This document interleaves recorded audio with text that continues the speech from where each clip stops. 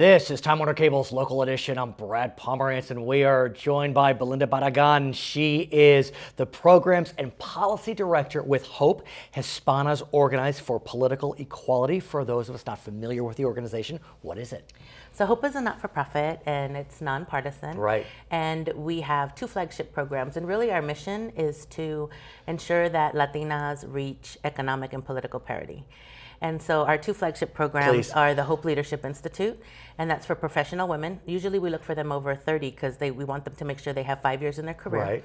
And so they get vital training to make, to be good. Right.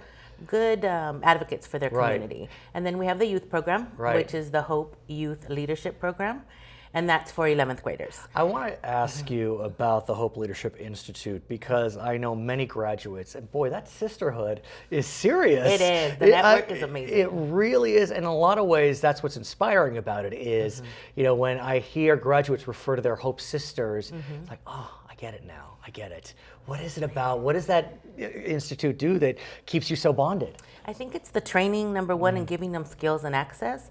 But I also think there's just a magic that happens when you put a room full of Latinas together to try to create different, to make change in their communities and to come up with solutions. I've been to some of your events and just powerful, educated, dynamic women in so many ways and doing wonderful things. Yeah, and they come from cross sectors. I mean, we have some that are elected officials, school board members, council members, or they're not-for-profit directors, or they work in corporate. Actually, this year we have one of your very own going through the program. In Time Warner Cable, we are so honored to have that. I want to ask about your 11th grade program because that, I think, it's kind of the breeding ground. Absolutely. Tell us about that. Absolutely. So that youth program, we work with different schools throughout the state. We have 9 different regions we're working in. We work in San Jose, Napa, and we just added Oakland, and that takes care of the northern. And then in the Central Valley, we work with Bakersfield and Fresno.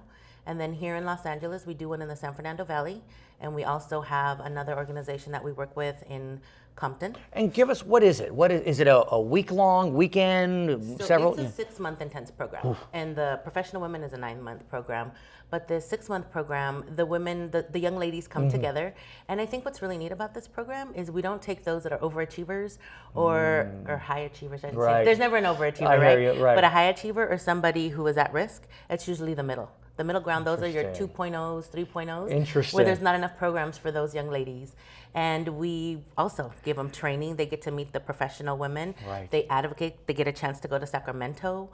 They get to hear about different careers in STEM and STEAM. So coming up on March 11th is Latina History Day. This is in downtown Los Angeles at the Biltmore Hotel. Correct.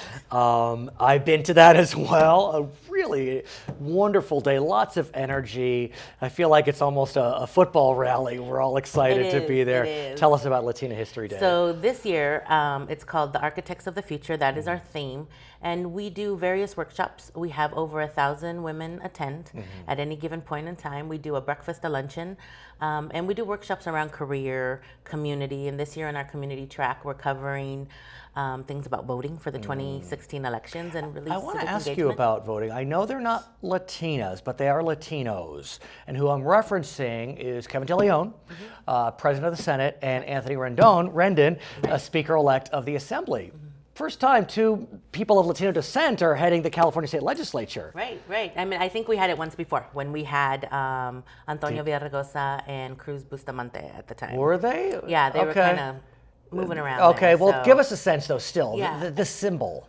I think it's just a very very momentous occasion for all of us because we need to support these individuals. Of course. Her name is Belinda Barragan. She is the Programs and Political Director of HOPE, Hispanas Organized for Political Equality. Go to their website, latinas.org. I'm Brad Pomerantz.